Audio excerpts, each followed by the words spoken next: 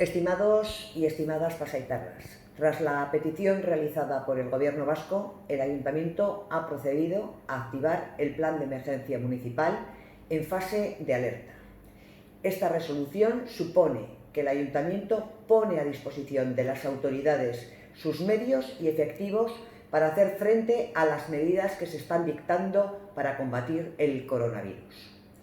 En estos momentos de crisis quiero dirigirme a los y las pasaitarras para solicitaros vuestra colaboración, evitando en la medida de lo posible los desplazamientos, el contacto social y siguiendo las indicaciones que puedan realizarse en todo momento por las autoridades competentes, que son las autoridades sanitarias.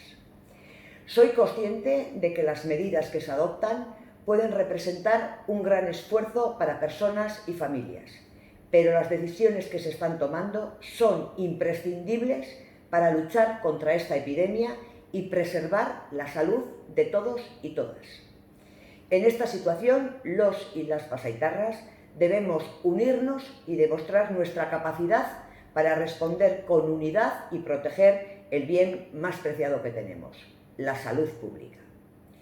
Desde el Ayuntamiento vamos a poner todos nuestros medios y efectivos para hacer frente al COVID-19 y prestar ayuda a todos los pasaitarras, especialmente a aquellos que más lo necesitan.